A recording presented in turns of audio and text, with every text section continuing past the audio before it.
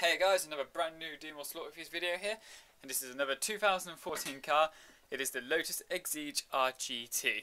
Now, some of you may have just seen the Lotus Exige V6 Cup R car, and you may notice that there's a few different changes, quite noticeable. First up being the front lights, and then the second one being the rear wing. The car is pretty much the same in the length of the wheels, the wheelbase. I think the chassis is also identical. I had a look. It looks pretty much the same in the dimensions. There are some slight differences at the wheel arches though, which I think I could see.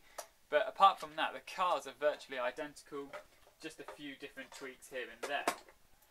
So they are pretty much identical in the same sort of like wheel arrangement and the main body work structure, but not with obviously the rear wing, the front wing, and the motor configuration and the magnet configuration is pretty much the same. So Scalextric have been quite clever, and they've been able to make two different variants of a car, but only using one mould basically.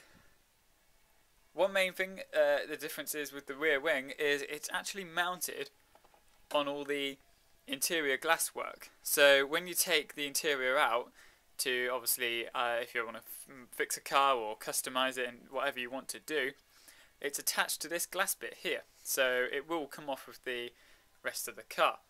That will make life a bit difficult as the wing is wider than the actual glass, so you'll have to be very careful when removing it. You still probably have to remove the wing when you're removing the interior, so that's a slight problem.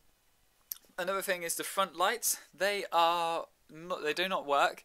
The other two do, but the 4 rally cross ones, they don't work at all. I mean, you get a little bit of light coming off them, and it comes onto the 2 edge ones, but the 2 middle ones for definite do not work, which is the way they've done it, and obviously they can't make all the lights work on the car because they're just so small. However, the car does feature front and rear lights, and it also features magnetician, which is obviously there, quick change braids, and the DPR chip.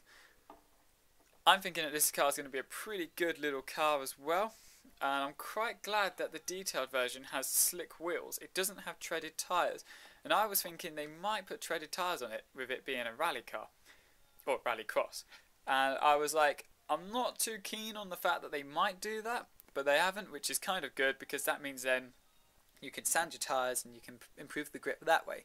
Although the car's a pretty good car, and with a second magnet it may grip well anyway.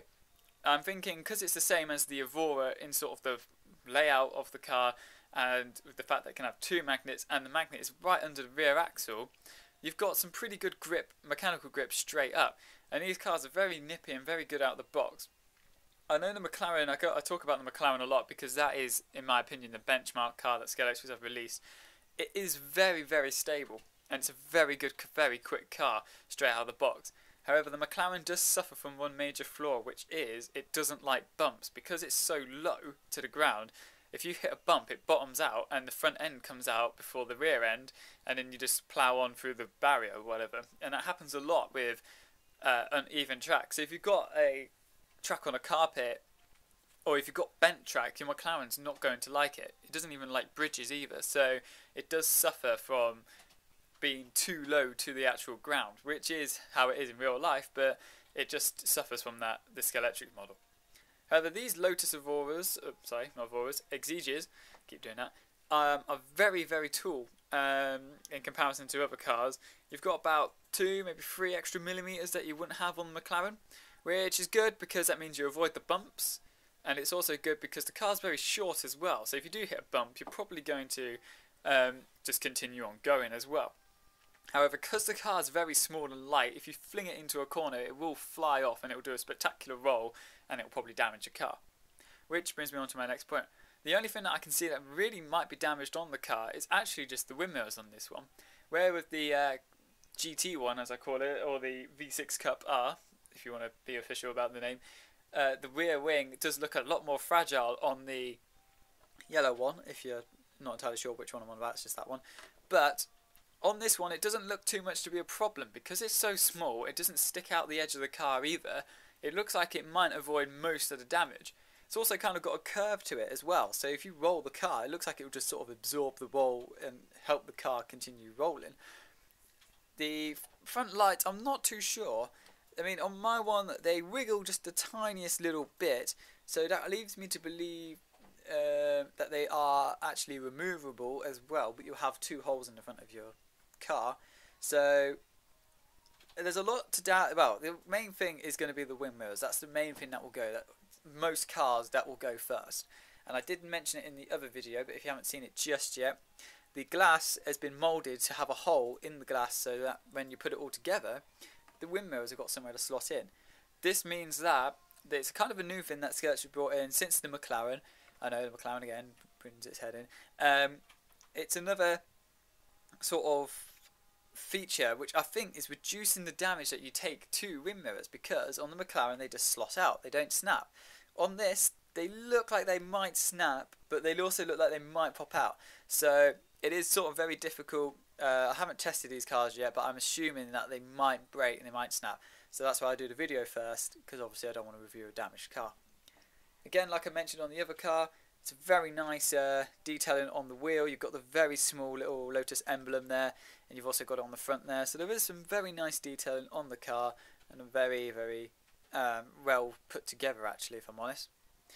Another thing that I've noticed as well, I said it in the other videos, the customization. You will have to paint a lot of the bits back onto the car if you were to spray paint them yourself. But I will probably be doing that myself, spray painting a few of them. So keep an eye out for those customs as they come out. There is another one due to come out. It's a nice all black car, super resistant version. They've shown it with the larger rear wing. I'm kind of hoping it does come out with the larger rear wing, otherwise I'm going to have to do some modifications. But if not, it doesn't really matter. And also I'll be trying to get hold of that one as well. Thanks for watching. Please give this a like. Don't forget to comment on the video asking me for any advice or anything. And don't forget to subscribe to the channel if you already haven't. We've already got 500. That's amazing. It's like 518 now, so almost at 520, which is pretty good. And we're looking, I maybe might get to 600 before the end of the year. I don't know. We'll have to see what the winter months bring on. So as always, don't forget to give this comment, give a comment, a like, and also subscribe. Thanks for watching, and don't forget to check out the MC Slot Diecast channel as well.